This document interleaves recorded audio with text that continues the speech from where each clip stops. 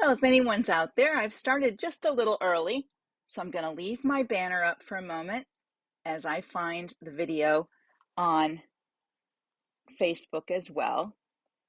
Let me see what's happening here. Let's see. Oh, there it is. I got it. Let me get that up so I can get my comments on. All right, my comments are on and I'm ready to go. So I'm going to turn the camera on and say a proper hello. So here we go. Hi, everybody. So welcome to Live with Janome. I'm Ann Hein, embroidery software specialist for Janome America. And I do have my comments up, so you're welcome to give me a thumbs up if you can hear me okay, you can see me okay. If you have any questions, you can put those there as well. We are doing this month, it's sort of like, I think it's National Sewing Month this month. So I'm deciding to do for Artistic Digitizer some, back to the basics. Let's do a little bit of that, but I'm going to throw in some projects and some things in there as well. So it's not just about basic things. It's things you can do with the software as we go along. Now, some of you know we do have an upgrade available for purchase to version 2, and it is really exciting. You'll have to go back.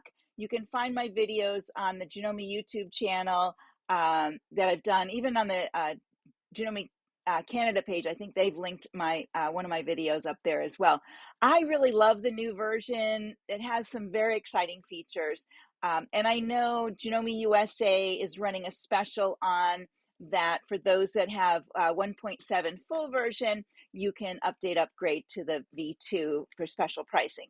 Now, we're a global company and this goes everywhere. So everybody has to check with their country as to what's being offered. Some countries don't have the upgrade information yet, and they can't post their stuff. So you have to just bear with that part of it. And I know we have some in the USA, but I don't know where we are as far as the distribution of it. Basically, I handle this part with you guys. I don't really get all that other stuff. So I always say, check in with your dealer. Ask them about, inquire with them about the special pricing and if you're on a wait list or something like that. All right. So that is my little promo for Janome today. Hi, Marty. Nice to see you out there. Let me see what I have out there. I have get my little thing. Oh, we've got quite a few people out there. All right. Now you might notice behind me, there are two little machines, right? Can you see that? My big machine, I don't know. Did it explode and make two machines? Maybe. I'm actually doing a special project for Janome, and the behind me is the MC100E, which is our embroidery only, and then the MC1000E, which is sewing embroidery. And these are a little bit small, compact machines, but they have all those great features that you want with Janome. And I would say they might be that a little bit more than an intro machine. They offer a bit more because they have embroidery.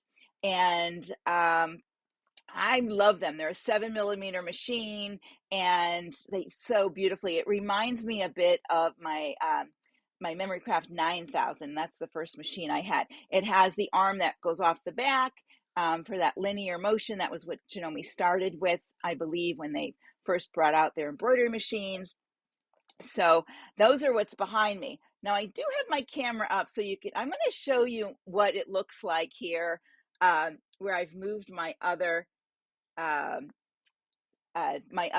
machine to. And yes, Marty, I know it is on back order. I don't really know, I think it's on back order for everybody, but I can't say for certain because I'm not in that part of it. That's why I always say, please refer to your dealers. They can get the information by contacting sales in Janome. So I'm going to put my camera on and, but I'm going to turn it so you can get a little glimpse of like my machine. This is what I'm looking at. There, you guys. So that's what I look at when I'm videoing. So you can see all my my wall back there. And then I did put my machine back there. And so in order for me to embroider, I will have to move my computer when I do that. But right now, I do have the other machines behind me for a little project, and I'm getting all set up for that. So that's a little exciting to see that part of my, everybody always wants to see what's happening back there. All right, let me go back to me. All right, so today we're doing basics and beyond, and I'm sort of calling this back to school. So today I wanted to go over some basics, and these are very similar whether you are junior or full program. If you are if you have the version 2, I don't know, some people may have it. I'm not really sure how that is. Some people may have it. I don't really know. And but anyways, I am demoing on version 2, and there's a few things that are different in it, in the overall visual part of it. But the things I want to cover are those first things, like those getting started kind of stuff that I think will help you get moving along. And then I want to talk a little bit about registering your software, where the help is in the software itself, choosing your machine, hoop, that part of it, and also choosing the fabric and what that all means in the embroidery category. Plus, we're going to do a little bit of importing designs a really easy way. So I'll show you all of that. And that easy way is whether you have junior or full, whether you have 1.7 or 2.0. All right. So let me go ahead and I'm going to put on my software and we will go from there. Let's see what happens when I switch to this. There we go. All right. So this is the welcome screen on your software. And I have another extra window I'm going to actually close over here. There we go. And when you get your software, really one of the two first things I would say you want to do is right here where it shows you your machine, Janome, and your machine. Now we are multi-branded, so when you open this up, you'll see you can have other machines. Some of us are, or some of you are multi-branded, so you could use this with all your brands. So you would just change that, and this sets your default machine. So I'm Janome, so I always want Janome machines up, and then here are the different machines here, and it's not quite alphabetical because sometimes people can't find their machine. Now, if you can't find your CM17 at the top, your software is not updated. So you need to make sure you update to at least the 1.7 there, and you'll find that on the global page. But as you go down, we have the Skyline S9 and the Atelier 9. This is the European one. And then, they go into the MCs down here. So sometimes people can't find their machine. So you do have to scroll up and down to find what's there. And our new machines are here too. They are Memory Craft. So I think they're right here. The MC100.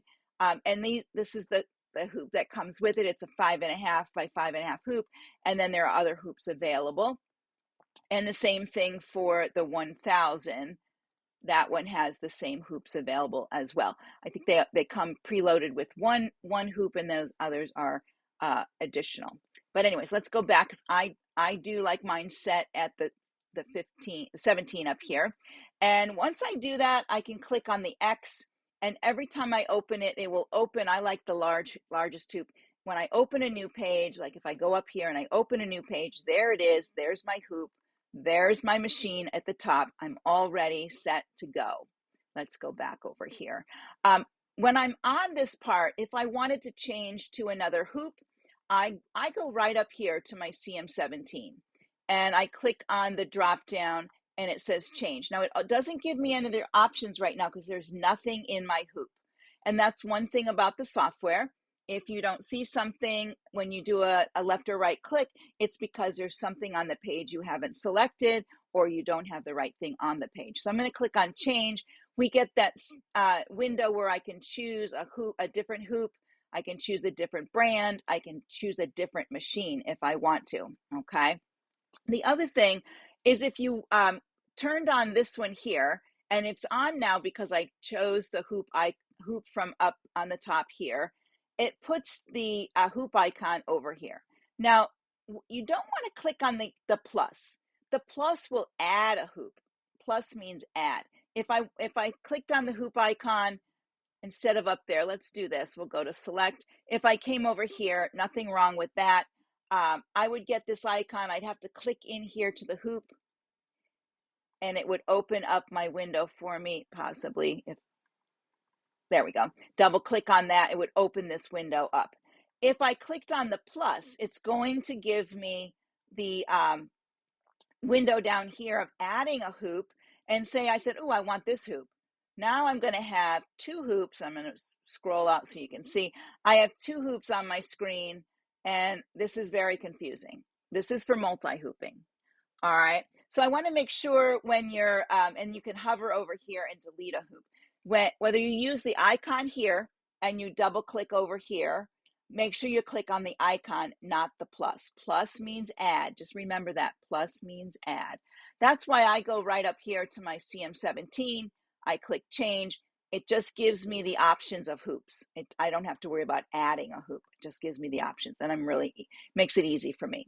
And then, of course, always turn off your tools on the left-hand side so that you are able to access your tools up here. If you have something selected down here, you won't have some options up there. Oh, Marty was the 11,000. Okay. I did the 9,000, the 11. I did the 11 SE, the 10,000, the upgrade for 10,001. And then I went to the 11. And of course, that's when I started with Janome. At the end of the lifetime of the 11, I went to the 12, the 15, and here I am right now. All right. So that's important on here to set that default hoop every time so you don't have to worry about it. Now, if I open something that was saved in a previous hoop, it will open in it may open in that hoop. I don't know if I have anything here. Let me see if I open this. Nope, that was opened in that one here as well. So I'm going to close that. Don't save that. I don't know if I have anything here that, let's see what this was opened in. That, there, you can see this one was saved in the SQ, the 28D, and there it pops in. Now, if this was a 15,000, it may change to a 15,000 up there. So it does save the hoop that you're using. I'm going to close that. That was from a fun project. And then I don't know if I have anything else in here, but that's how that works. Now, right below that, this here is your fabric, and I'm going to click in here. So many times people will say when they're working, did you choose your fabric to get the tension of your thing, or the density of your piece? So you can set your default from the welcome page, like I showed for the hoop. We can select it. This is my default is a white background, and my fabric is none, and it's normal. Now, every fabric in this category, this is the normal category, all of these fabrics have the same parameters as none normal, okay? And if I went and changed this to a different option in here, if I went to ultralight, all of these fabrics have the same parameters. All right. And I just like the white background. I don't want this texture behind it, though I can change that to a white background. That's why most of mine, I stay with normal right here, normal and none. All of these are pretty much the general fabrics that you're using. You don't have to come in here and pick a particular one unless you want to see that behind there. Now I'm going to put my camera on because I did a little thing where I stitched a circle with each of these different types. Now this sets your density, but of course we always have the option to change our density. So what I want to do is I'm going to leave mine on normal. I'm going to say okay, and there it stays. But I want to change my camera view and show you my little option here. So I have to go back to me and then to here. All right, so this is my little sample that I stitched out. Now I actually had to put each circle on a different page to start so that I could get them where they are. This one up here, this is heavy, and I'm going to turn it a little sideways. It's very full. I'll bring it up close. It's very full. That's heavy. maybe you'd want that on a denim. And then underneath that, this one here is normal light. It's a little bit lighter, and over in this corner is normal. So those three there, you know, that the stitches, I don't know what the stitch count in each of these, but this one would have the least amount of stitches. This would have the most, and then the normal one here. Most of the time I stay in normal, and then I adjust my density from there. This one over here, this is light, and you can see, you know, if you're looking at the edges kind of, it is a little bit, it is lighter, and it's not as stiff. This one is very stiff. This one is more pliable. Okay, so this one is light. And then we have something called smooth. It's kind of a combination, I think, between light and ultralight. This is ultralight right here. You can see through it. So you would use ultralight on, if you're sewing on tulle and you wanted a really light stitching. I did a skirt where I embroidered dots on it and on tulle on my skirt, and I used this, plus I used it to make appliques. So my stitching was very light, and I didn't have to mess with my density at all. It set everything for me. And this one over here, as I said, this is the smooth one. So it's a lighter density, and it has a nice soft feel to it. This might be something that might work for a t-shirt for you.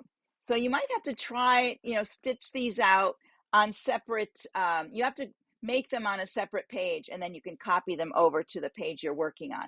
So if you wanted to do something like this, and I found this really handy to have when I bring this when I go out and about sometimes. So this is a really handy sample, and then I made myself a key so I would remember that. All right, let's go back into the software, and here we go. All right. Now, of course, these are the different ways to enter the program, and I'm going to show you some ways to bring designs in easily in just a moment. I'm going to go ahead and open a new page. I could go to Create New, or I could go right up here to New. These will stay up here. So when you're on a work page, let's go to a work page. There's your New and Open if you need it there, or from File if you're going to do that. Here's my page. I'm all set. What I want to show here is underneath Help up here. There's your help topics, your printable help, and register. So you would want to come in here and register your software when you get your software. Now, if you wanted to say, you know, for some, and I'd be sad when you do this, that you want to sell your software. You can sell your software, but you must unregister it. You must follow those directions. There's a protocol you have to follow in order to sell that, and you want to make sure you do it properly, okay? So under help topics, we have a searchable help. This is the one that is in our new version, and you can do a search here. They've got some new icons up the top here. So you can put in a search word here, and it'll go to, I don't know, let's say sequence. And then as you scroll down here, it gives you options. It's very similar to the 1.7, just it's a little bit different view. And then you could go view it online, so you don't have to close this window. That's new for 2.0 on that part of it, okay? And then let me just go here. And I'm going to move it to the bottom. That's not really what I want. I would like it to close, but I'm going to put it behind here, down at the bottom. And then underneath help again, you could do your printable help. And there's your printable help. This is great because it has links in it where the new stuff is, or even in your 1.7, there's links within it as well for different things. And you can click on a link and it'll take you to an area if there's something that has a link. I'm trying to find the page over here. Here we go. 22 or 23 is good. This is a link here. So a new tool, click here, gives you more information. Okay. And if there's something in here that has more information, you can link from there. So there is that in there. Now, I don't suggest printing your manual, because if there's ever a build update, which are little minor things, it changes the order of the manual just a bit as they redo things, so you may have to reprint. It's 500 pages. You can move it to a e-reader if you want, or you can use it as an online source. Mine opened, and I know you can't see it on my video, but it's down below, down here, down below. And if I need to refer to it, I can just click to it and open it back up and find it right there. So it hangs out at the bottom. All right. So that's under the help. So you can register your software, and that's where you look for help on that part of it. All right, let me see what else I wanted to talk about, machine and fabric. All right, so let's talk about bringing something into the program. Now, I'm going to go back to my welcome page. Your recents are here. You can click on these. If I worked on that, it'll open it. See here, it opened in a 15,000 because that's what I was using when I did this project. So you can see that. And then I'm going to close this one because I don't need it. And I'm going to close that one. Don't save that one. And they're now in the two, they're coming in with their names attached to them. So I can use my recents. I could go to open file here, and then I can, now I'm in a Mac, so this would be my Explorer over here. All right. And I would find my folders here, and then they would expand over here. It's the same similar thing, just a different view in a different software. So if I don't want to do that, I can cancel that. I could use my browser, and this used to be my favorite way because I could have my favorites up here, and under here I'd have the recent folders I've been to, and then at the bottom I have my devices. So this is my USB stick that I have in my Mac, and then down here, look what you can see. There's my CM17. Because I have it turned on and I'm wireless, I can click, I can see everything there. I also have, I can see the built-in drive, what's in there. I can see a USB stick and what's in there, my other USB stick and what's in there. I don't have to get up from my chair, walk around the table to go get that. My S9 is down here. I can click on my S9, same thing, built-in drive. USB 1 and USB 2. I only have something in one. I don't think I have anything in my USB. And you have your built-in samples. There we go. So it's, oops, let's go down here to 9. There we go, USB 1 there, and my built-in drive. There we go. Okay, so that's why I like the wireless part. I can get to everything.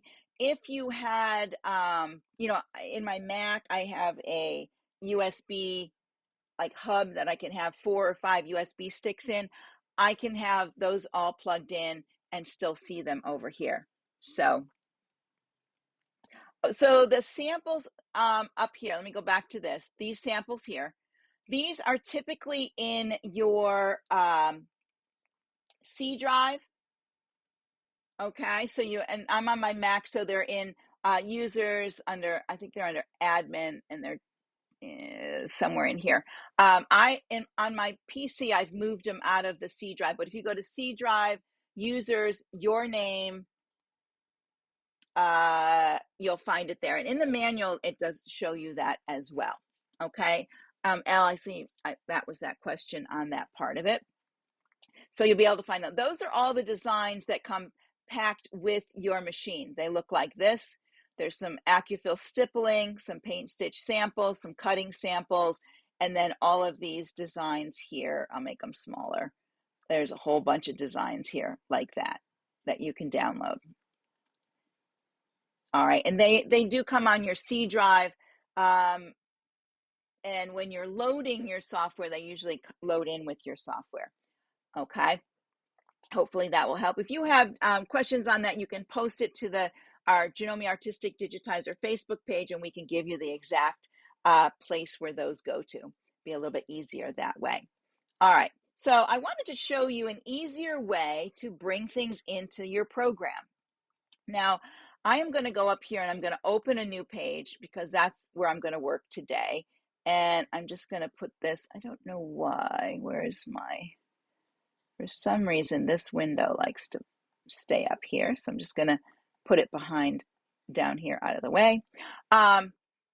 So I have a new page opened up, but what I can do is on my PC or on my Mac, I can open my Explorer, or on my Mac, I can open up my Finder. So I'm going to open my Finder, and actually I can be on the welcome page as well. I can open my Finder, and then I could come down here to my embroidery file, and if I want to open something in here, see, these are my let's see if I can find something. Bee and Flower Designs, what's in here? Oh, good. There's a couple different ones. DST and art. Here's a Jeff file. So if that's the one I want to work with, this one here, I can't see what it is, but maybe it would have a name. Sometimes I name them. These are just ones I have in here. It'll be a surprise. I just drag them over here and let go. There it is on the screen of my machine. If I picked something that, go back to my Finder, if I picked something that was a JPEG, so let me go back to my embroidery file, and I went to something like, maybe Class Time has something in it. Nope, that's a draw file.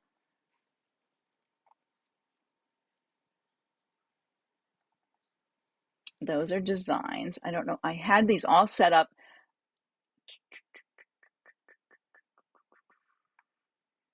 No, go back to this. Maybe it's under here, all embroidery. There we go. All right, so if I go under here and I look for my, maybe I have some graphics that I want, I can bring in a graphic and it opens up the graphic window. So let's see if this gives me, here's my JPEG. So say I have a JPEG, and I'm going to bring this back up to the front for me for some reason. I can just click on it, drag it on top of here, and it opens up the convert window. So I don't have to go searching. If you already know where things are and you open your embroidery folder, you can easily bring something in. And then I can decide here if I want to make it as a paint stitch. I can also, make it smaller, and then I could trace it and do that. I'm not going to go ahead and open this, but I could, and it would open right onto my work page. All right. If I'm working on a page, let's do this. If I have a page open and I go get something that I opened something earlier, so I have to remember where I put it. I think it went into my documents, and it is this folder here. So earlier today, this is actually a folder that is from OESD, and it's an alphabet. All right, and one of the troubles people have is, you can download and install a TrueType font to your computer and access that under the text tab. But many of us may buy a font that's actually a design or a text or an alphabet. That's what this is. This is an alphabet. I think it's called Pen Alphabet or something. And I know this first one is A because it's, that's the beginning of my alphabet. So when I grab this A, I can bring it over here and drop it in, and you can see it opened right there. Right? Can everybody see that? I'm going to pull this up so we can see it. And then if I wanted to pull in other letters from here, so this would be the E. I could bring this down here, and now the E is in there. This should be the N. Whoop, this one is the N. There we go. So here I am on my page. Now I can take my letters and I can align them this way. This one will have to be copy pasted like this, copy paste, move it over, put it there, take the E, put the E up there. So if I want to work with my alphabet, I can do it that way. Okay. You can also, let me open a new page here, and I want to open my square hoop right here, this one, because it's easier to work in. If I wanted to create a folder where I could see all these individual designs, I could select all of these. I'm holding down Shift. I'm just going to select a line of them, and I could bring them down here, and they do load on top of each other. So let's go here, but I can see them over here. And now I can select them and I could populate them in a hoop and save them as my pen alphabet. So I could open this and then use it right from here. Okay, does that make sense to everybody? Uh-oh. I wonder if I missed something I was hoping I was in the right spot. Okay, there we go. So that's how you could work with, your alphabets that way. You could drag them in. Maybe you'll go in here and change these to add a letter at the beginning of this, leave the rest of this in there, and then you could click and drag them in. But I really love the fact that no matter if it's a Jeff design, a draw file, or a graphic, I can bring it over and use it really easily. If I have something open, like this design here, where was that? This design. And I come over to my alphabet and I click and drag, it's going to open on this page. So I can easily add something to this page. Okay, does that make sense? I hope it does. I hope it does. All right. The other thing is, I'm going to close this now. Let's see here. It's doing weird things. I'm going to just put that down there out of the way. Click on my software. There we go. All right. If I wanted to send to my machine this design here, since there's something on my page now, I could come up here to my CM17 and click there. Now it gives me all the options. Okay. The one option we have now is fit to hoop, which I love this fit to hoop. Center to hoop, change my hoop. I could put it to my USB. I can send it wirelessly, or if I was connected by cable, I could do that. So if I was sending to my USB, I click there. Here's that USB I told you about. I'm going to double click, and it now opened my USB, and I can see everything on my USB. And those of you with a CM17, you need to have your machine updated to version 3. Because once you go to version 3, and you put a design, I don't even have to use this EMBF folder. These designs are just in my EMB folder, okay? And I will see them right away on a CM17. And if I want to go up, let me go up one level to the root of my USB. Here's the root of my USB. I have designs outside the EMB and even folders. So you don't even need the EMB folder anymore, but it auto opens in AD. So I could put it anywhere I want, change the name. I could leave it as a JPX, or I could change it to Jeff if I wanted. It's no big deal. This is how I would export my design. This is the export button right here. If I was going to put it onto a USB stick, instead of going over to File and then Save As. Okay, if I want to save this design somewhere, that's when I pick Save As, and it opens up my, this would be my Explorer window, right? Or my browser in my PC. This is my Finder.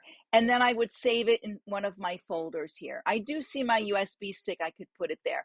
But that's when I would save it. And look how it saves it as a draw file. So now I would have to put it, I would have to save, I could come down and save it in any of these formats if I wanted to. You basically want to save your created work as a draw first and then as a Jeff. So you have to think about what you're doing. You can still go up to File if you're used to that, but come down to Export. That will give you these auto choices right here and direct you more clearly to the spot that you want to go to. All right, if I wanted to go wirelessly, here it is. It opened my CM17. My machine is asleep. That's why I don't see the ready to sew screen. So I would go to built-in or any of those drives, and I could save it into there. All right. Once there's my machine, I could name it and then send. It would go right there in my EMB folder on my machine. It's clear as mud, I'm sure. I'm going to do another one of these later in the month on the CM17 right at the screen of the machine. And I'll be talking about other machines as well, a little bit about exporting, transferring, you know, how to get your designs to your machines. All right, so let me put the camera back on here.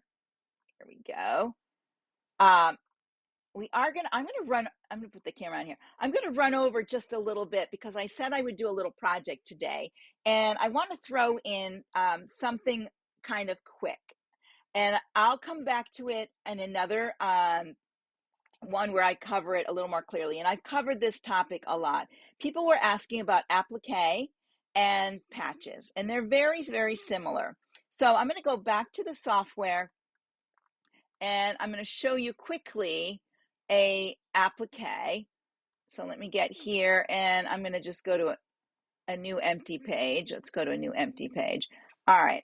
If I wanted to create an applique here, I can, maybe I want, or a patch, I can pick on my shape, click and drag, and then over here in my properties, now my properties look a little different. I would come in here and I would pick applique. And when I do that, I'm going to zoom in. It automatically gives you, and I'll click off of this so you can see, it automatically makes your inside fabric, okay? And then when I'm in my sequence, I'm going to select it again. It opened up my applique options, and I can decide what I want to put on the outside. If I want a satin stitch, it puts satin, and then I can change the width of it. And I can also change what I'm doing with my fabric right here. So most of the time, we want to do an applique or a patch where we will sew a placement line, then we will lay our fabric down and do a tack down. And then during embroidery, which is right here, we will trim our fabric. And then it will finish with the outside part of it. If you want to add anything in here, you definitely can add things into your applique. If I wanted to put lettering in there, I could definitely, whoops, that's not lettering. If I wanted to go to lettering, I could definitely add something in here.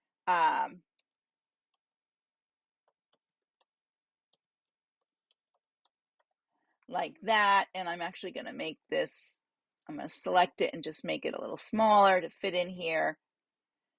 Not like that. Let me undo that. I don't want it to go. There we go. Like this. I'm going to put it back in here, and then I'm going to open my text tab. Let's make it a arc, and I'm going to center it. There we go. So I put it on there. One of the things, I don't want my outline, so I'm going to delete the outline over here. And I don't need it to, I'm going to set my remove overlaps to never. And then also on my applique, I can put overlaps at never as well. There we go. And I can change the color of this. Let me change this color to yellow. There we go. Okay. So I easily made a applique right now. It won't stitch this fabric, but it will stitch the this part into it. So let's go look at that in slow redraw, and then I have a sample to show you. So in my slow redraw right here, here's what it does. It stitches your placement because I'm going to trim during my embroidery. So there's my placement. It's going to make what's called a jump out, a frame out. And that little jump, where now it's where that little jump was when it went up here, the machine actually stops there. And then it will, you'll lay your fabric, it'll do the stitching now. This is your tack down.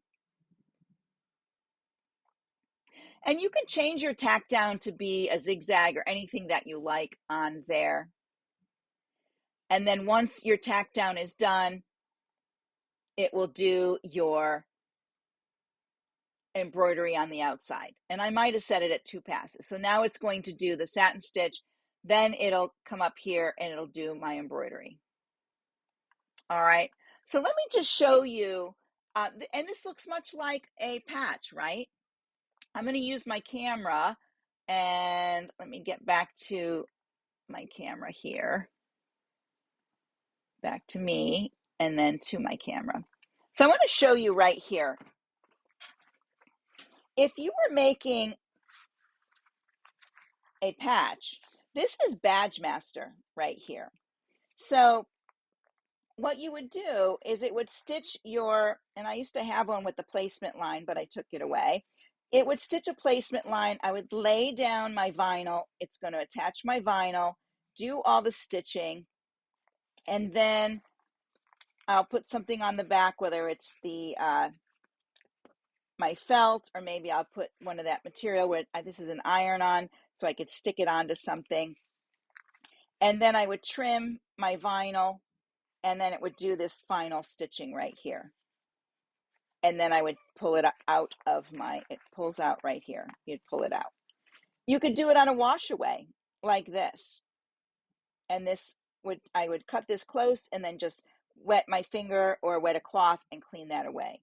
So an applique and a patch are very much the same. So you can use the same feature to help you get your placement, your tack down, and your finishing stitch.